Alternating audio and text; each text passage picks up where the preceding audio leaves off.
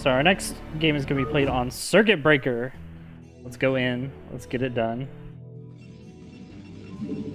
In the top right, the purple Protoss. That is going to be Into the Rainbow, also known as Hope Torture. Had a short stint in StarCraft 2.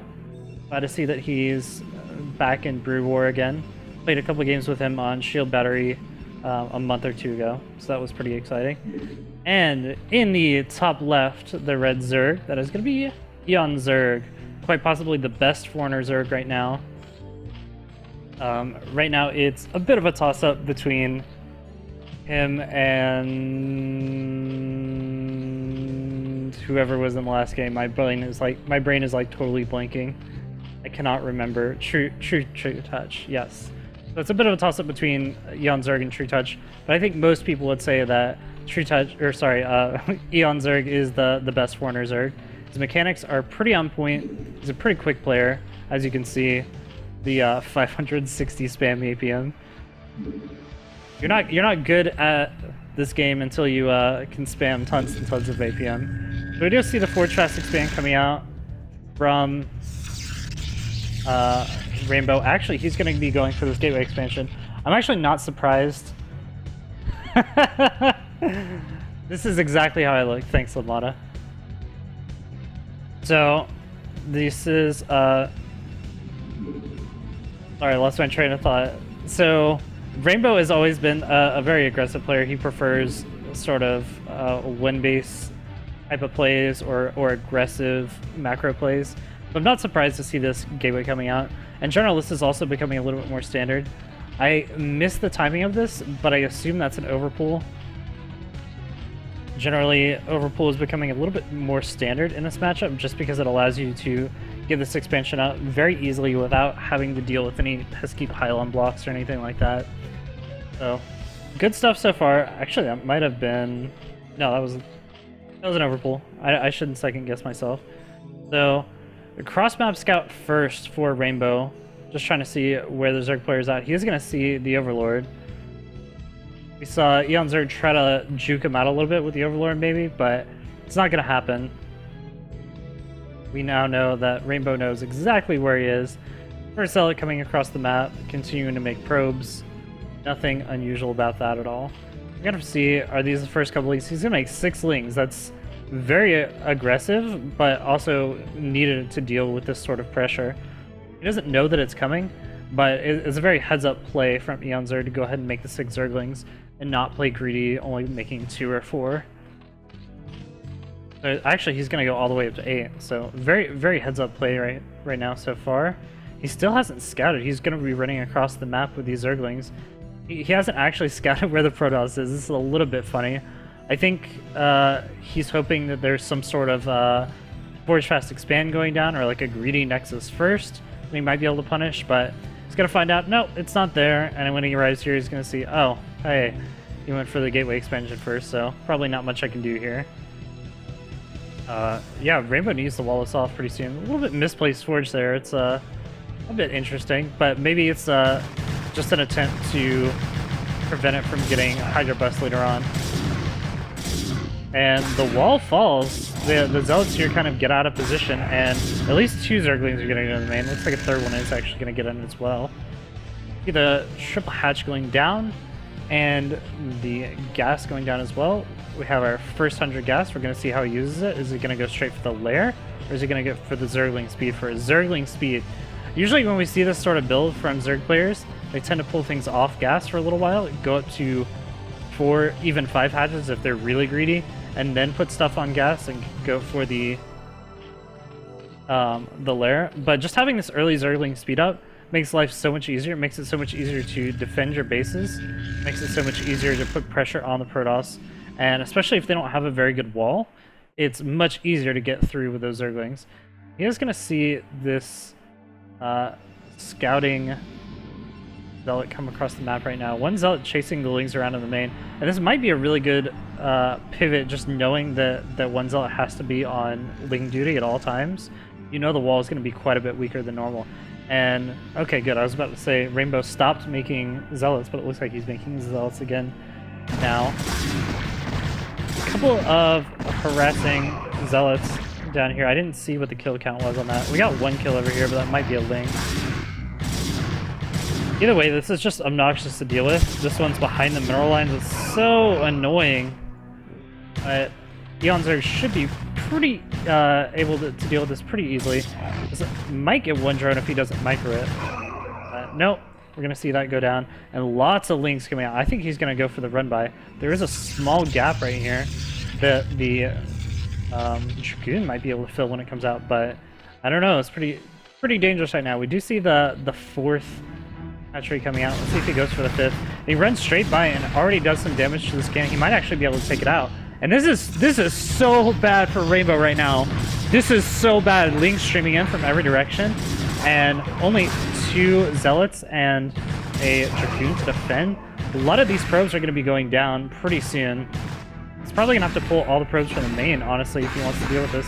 But wow, the drone pull was actually really nice there. Or sorry, the probe pull was actually really nice, and he actually manages to salvage his natural against that many Lings. That's actually insane. A micro needed for that. And wow, I'm actually amazed he held on there. That actually should have been a straight up death for the Protoss player. Like, letting that many Lings run by into your natural is like certain death. But I think eOn maybe played it a little bit too greedy, too aggressive, and as a result, definitely lost the pressure that he had on the map. We do see the Dragoon go down, and from there it's a lot easier to run around these zealots and get damage done on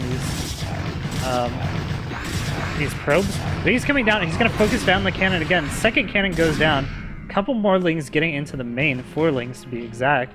We do see the Hydra thing coming down right now. First, scouting Corsair is going to get in and maybe kill off a couple of Overlords, which is going to be a little minor nuisance, but with the first couple of Hydralisks popping out pretty soon, he's going to be able to deflect this pressure pretty easily. Going up to the 5 hatcheries, and this is disaster for RainbOw. This is not what Team Ajae wants right now. They're 1-1, barely tied in this series, but this is a pretty rocky beginning to this game, and it's going to make the possibility of a foreigner lead in this series very real. The Lings just being annoying in the main. They can run around honestly forever. We do see the cannon finally finishing in the natural. It's going to be able to push away these Zerglings for now, but the real threat is we have the Hydralisk upgrades coming in right now. Lots more Hydralisks on the way, and he's going to be able to follow up with a big Hydra bust. And the problem is, at this point, if you're the Protoss player and you have only 1 gateway, you're relying entirely on photon cannons. You don't have any tech besides the Citadel of a Dune, which is slowly going down. I think the Zealot should be able to clean this up before they actually get it. Maybe a bit of an overcommitment. Loses actually 2 Hydralisks going across the map for no reason. That's a bit sloppy. Again, this is one of those things where I think foreigner impatience might be detrimental. If honestly eOn just takes his time, waits for all of his units to come across the map, he's going to be in really good shape. He just slowly breaks down this wall, waits for a couple more Lings to come in. He's going to be able to easily break this without any problems at all. He does need to run up and snipe one of these, I think, honestly.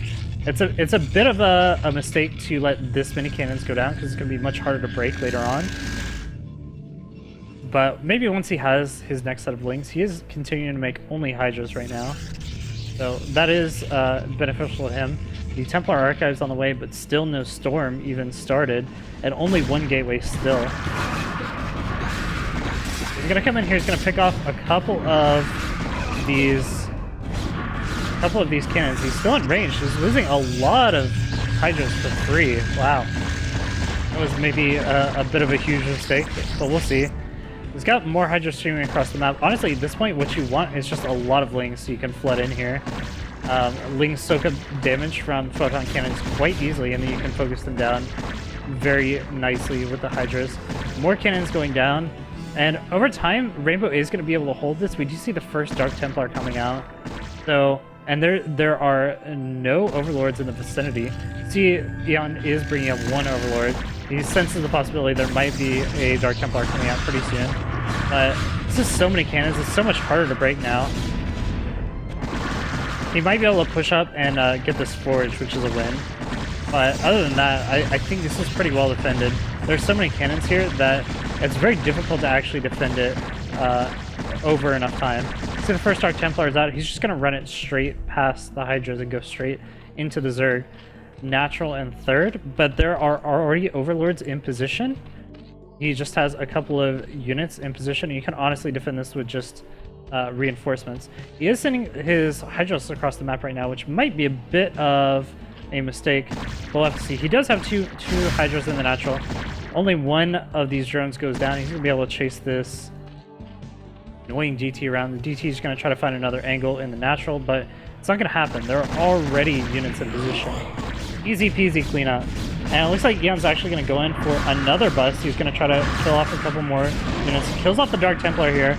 There's so many cannons, though. It's insane. He's going to pick off quite a few of the cannons. Now he's got to wait for reinforcements yet again. We do see quite a few coming across the map. And this is eOn's game to lose, honestly. We see a few more of these gateways going down, but the Psychic Storm's only just started. There are only 3 cannons in this natural to defend and a couple of probes. This is not going to happen. This is not going to happen for the Protoss player. He is dead, dead, dead. DED dead.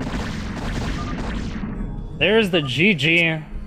eOnzerG taking down RainbOw in a ZVP. Very aggressive play from eOn to exploit that lack of early wall and just get in there really early on.